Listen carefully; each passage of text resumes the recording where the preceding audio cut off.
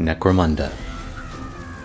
Deep under the lofty heights of Hive Primus's spire, in the inhospitable depths of the Underhive, gangs fight for survival and dominance.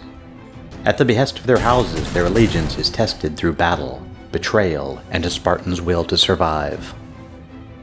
You've been summoned by your house to lead a new gang, its newest and most powerful arm and greatest hope to reach the heights of glory it so deserves. Will your gang lead the charge into the Underhive and return as champions, or will they be lost to its depths forever? Let's find out.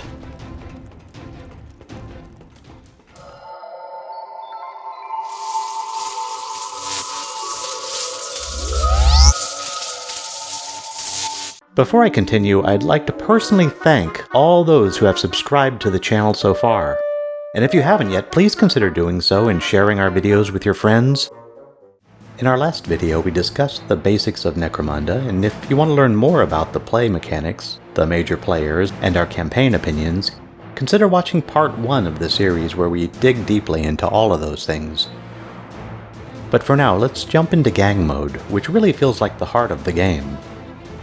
In this mode, you create a custom gang from one of the 3 houses, Escher, Orlok, or Goliath, and raise their power level above those of its rivals to become the supreme gang of the Undercity. You can of course create more than one gang of any affiliation, but for now let's focus on the common mechanics. You'll begin simply by choosing your house, naming your gang, and creating its leader. Your gang must always have at least one. Other team members can be created and hired for a certain cost. As credits make the Underhive go round, better hires always cost more. And you'll always have the option to shift characters in and out of your active party as they recover or as needs fit. Characters have not only a starting level and stats, but also traits. These traits allow typical modifications to your base stats and skills. It wasn't until much later that I began to appreciate how a few points in either direction could sway long-running battles. On top of these traits, your character will over time develop personality traits. These quirks can provide very powerful modifiers, both positively and negatively, to a character's overall playstyle. Once you're ready to hit the Underhive, you'll spend the vast majority of your playtime taking part in either skirmishes or operations.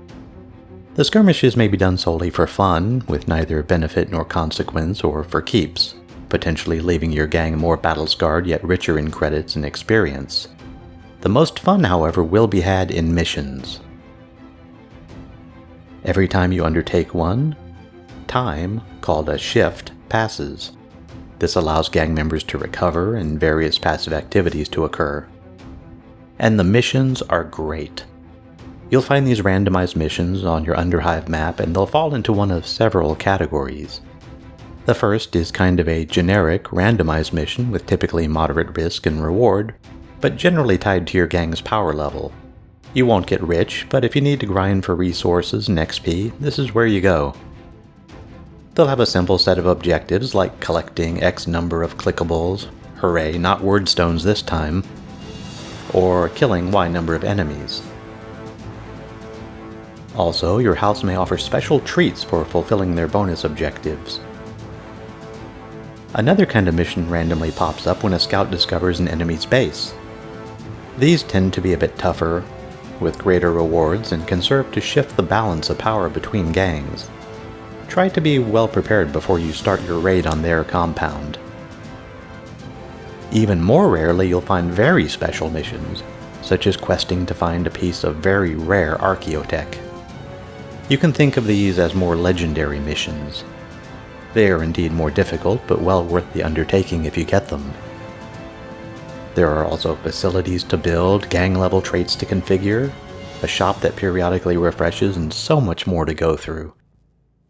Seriously, although the game is buggy today, it's so worth a buy if you are even slightly into Warhammer.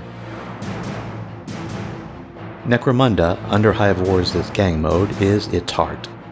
Sure, the single-player campaign was a blast, and it really helps you get a feel for each house, its backstory, and play mechanics, but it's the gang mode that lets you create and build a legacy all your own.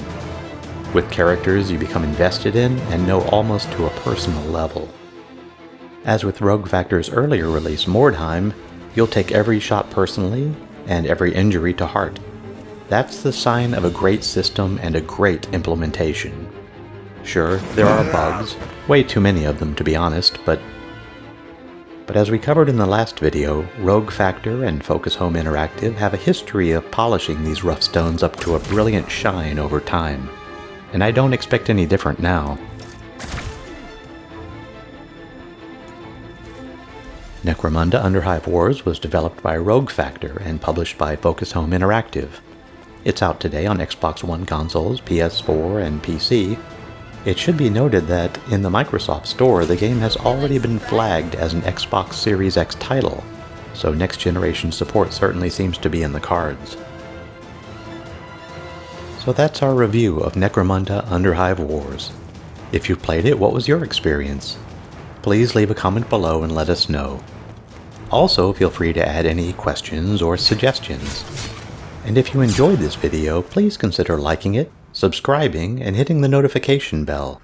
It would be greatly appreciated and really helps out a lot. Thanks for watching.